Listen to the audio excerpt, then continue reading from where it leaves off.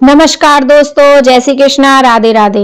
हिंदू धर्म में एकादशी व्रत भगवान विष्णु को समर्पित है।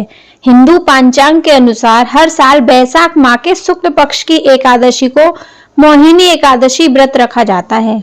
इस साल मोहिनी एकादशी व्रत 8 मई 2025 गुरुवार को है। मान्यता है कि एकादशी के दिन जगत के पालनहार श्री हरि को विधिवत पूजा करने व व्रत कथा का पाठ करने से मनवांछित फल की प्राप्ति होती है। मोहिनी एकादशी व्रत ब्रह्म पुराण के अनुसार बैसाख मास के शुक्ल पक्ष की एकादशी को मोहिनी एकादशी के नाम से जाना जाता है।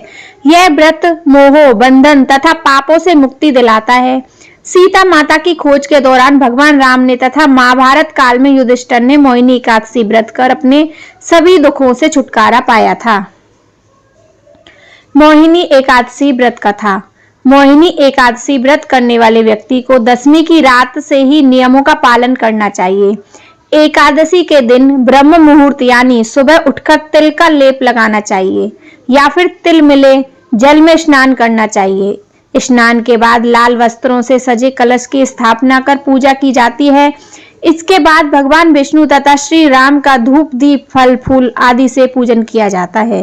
पूजन के बाद प्रसाद वितरण कर ब्राह्मणों को भोजन तथा दक्षिणा देने का विधान है। रात के समय भगवान का भजन तथा पाठ करना चाहिए।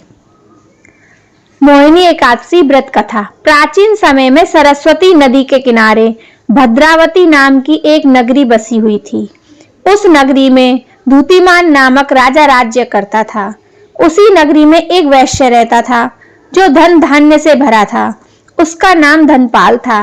वह बहुत ही धार्मिक प्रवृत्ति वाला नारायण भक्त था। उसने नगर में अनेक भोजनालय, प्याऊ, कुएं, तालाब, धर्मशालाएं आदि बनवाए। सड़कों के किनारे कई वृक्ष लगवाए जिससे रास्ते में चलने वालों को सुख मिले।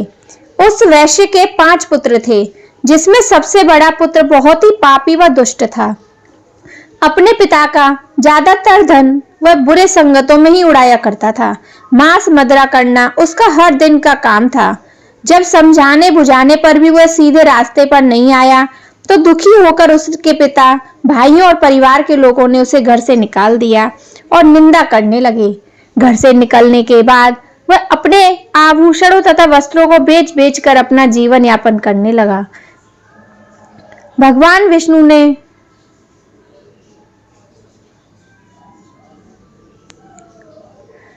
यह सब देख रहे थे।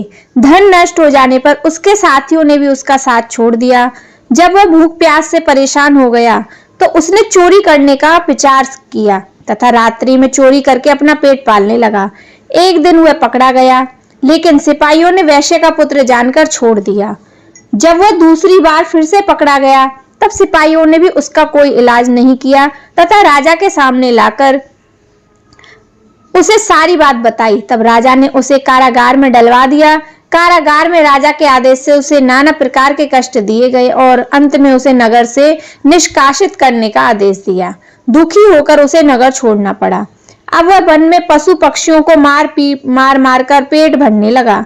इसके बाद वह बहेलिया बन गया तथा धनुष बाण से वन में जीवों को मार कर खाने लगा और बेचने लगा। एक बार वह भूख और प्यास से व्याकुल होकर भोजन की खोज में निकला तथा कौंडिन्य मुनि के आश्रम में जा पहुंचा। इन दिनों बैसाख का महीना था। कौंडिन्य मुनि गंगा स्नान करके आए थे। उनके पीछे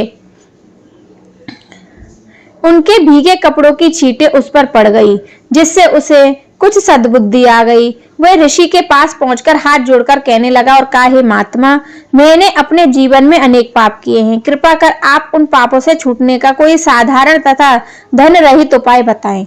ऋषि ने कहा, तुम ध्यान देकर सुनो। बैसाख माह के शुक्ल पक्ष की एकादशी का व्रत करो।